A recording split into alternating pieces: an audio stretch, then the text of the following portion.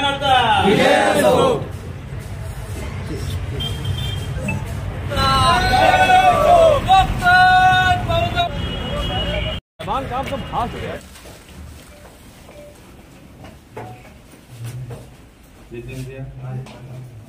जालना जिल्ह्यामध्ये 10 डिसेंबरला परभणी जिल्ह्यामध्ये 10 डिसेंबरला महामानव डॉक्टर बाबासाहेब आंबेडकर यांचा जो पुतळा आहे त्या ठिकाणी संविधानाची प्रतिकृती आहे। त्या प्रतिकृतीचं एका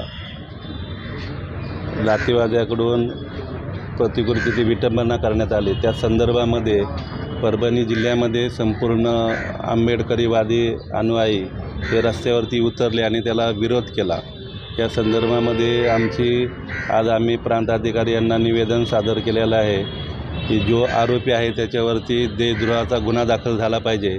आणि बोललं जात आहे की आज सकाळी देखील आम्ही पाहिलं, ज्यावेळेस अधिवेशन चालू झालं त्यावेळेस माननीय मुख्यमंत्री महोदयांनी देखील सांगितलं की तो जो आरोपी आहे हा मनोरुग्ण आहे।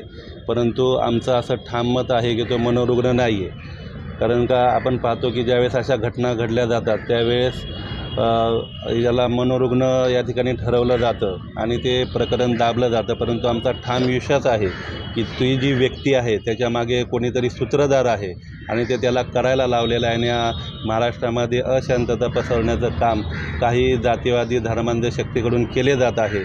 यासाठी आज आम्ही माननीय मुख्यमंत्री महोदय यांना आज निवेदन सादर केलेले आहे। आणि ते आंदोलन करत असताना जो सोमनाथ सूर्यवंशी हा जो तरुण आहे तो LLBचं शिक्षण घेत होता आणि तो LLBच्या 3ऱ्या वर्षाला होता।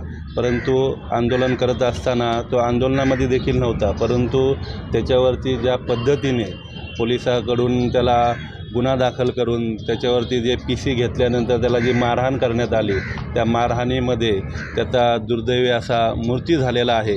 आणि या ठिकाणी पोलिसांकडून सांगितण्यात येत आहे की तो मृत्यू हा हृदयविकाराच्या झटक्याने आला। परंतु आमचं म्हणणं आहे की तो तसं झालेलं नाही, कारण काही तरुण तडफदार एक विद्यार्थी हा शिक्षण घेत होता, त्याच्यामुळे त्याला अटॅक येणं हे होऊच शकत नाही।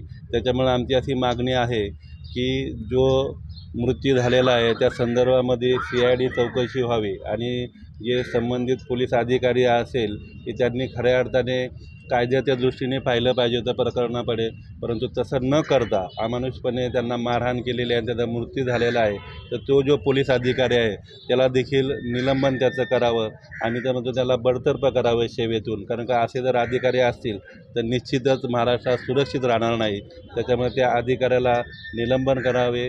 एक महिला आपण पाहता की न्यूजमध्ये दाखवलं की महिलेला देखील तिच्या गुप्त अंगावरती देखील मारण्यात आलेलं आहे। ही खरे तर माणुसकीला काळिंब फासणारी गोष्ट आहे की जे कायद्याचं संरक्षण करणारे आहेत ते जर कायदा रक्षक जर भक्षक होत असेल या ठिकाणी सर्वसामान्य जनतेने कोणाकडे जावे।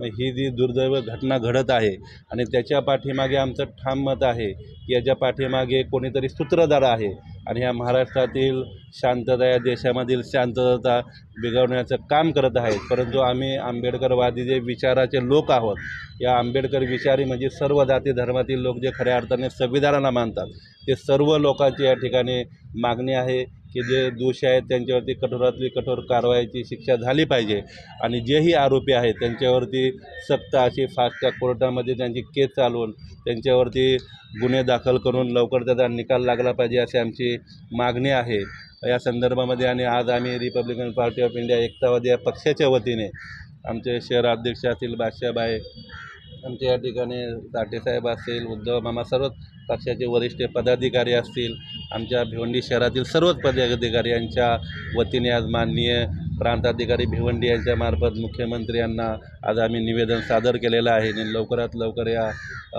केसचा निकाल लावा असे या ठिकाणी त्यांना यांच्यामार्फत सांगण्यात आलेलं आहे।